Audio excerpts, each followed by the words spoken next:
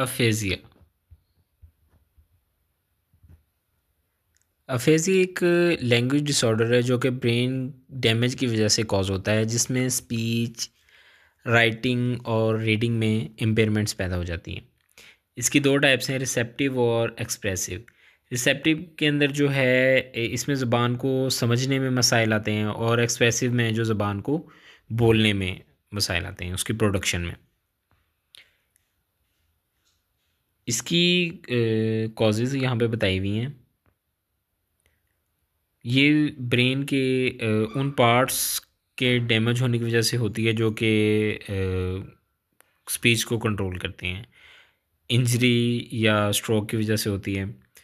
Progressive aphasia जो है ये ब्रेन ट्यूमर, इन्फेक्शंस और डिमेंशिया की वजह से, और ट्रांजिट एफेसिया जो है वो एपिलिप्सी और माइग्रेन की वजह से होती है। क्लासिफिकेशन। एक्सप्रेसिव अफेसिया जो है, ब्रोकाज अफेसिया भी कहते हैं इसको। Broca motor speech area, left front lobe, disturb the ability to speak, right sided weakness in the leg and arm.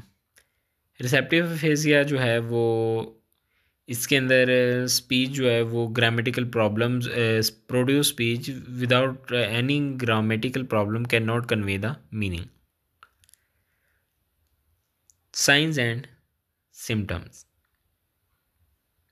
Aphasia के इसके अंदर जो है लैंग्वेज को कंप्रीहेंड नहीं कर सकता है इंसान, ठीक है, मिला नहीं सकता, समझ नहीं सकता, वर्ड्स को प्रोड्यूस नहीं कर सकता। और ये किसी ऐसा नहीं है कि मसल उस बंदे के ठीक नहीं होते, बोलने के जबड़ा ठीक नहीं होता, ऐसी कोई भी कंडीशन नहीं होती। वीकनेस, कमज़ोरी होती है, पैरालिसिस, वर्ड्स को परफॉर्म नहीं कर सकते, एक फॉर्मेशन की शक्ल में नहीं ला सकते वर्ड्स को, लिखने और पढ़ने में मसाइल आते हैं, अल्फाज जो उनको आते हैं वो भी लिमिटेड होते हैं, चीज़ों को नाम से बुलाने में उनको मसाइल आते हैं, नेमिंग नहीं कर सकते चीज़ों की।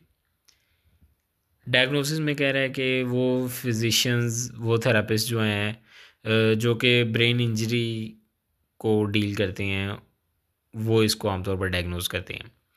टेस्ट जो इसके अंदर वो हैं, वो कमांड्स फॉलो करने को कहा जाता है, सवालों के जवाब देने को कहा जाता है बंदों को, चीज़ों के नाम पूछे जाते हैं उनसे, और उनके साथ कन्वर्सेशन होती है एक।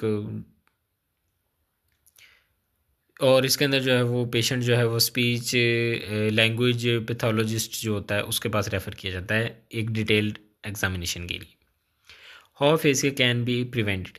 रेगुलर एक्सरसाइज हम अगर करें, eating healthy diet, keeping alcohol consumption low and avoid using tobacco, और ब्लड प्रेशर को कंट्रोल करके भी फेजिया से जो है बचा जा सकता है।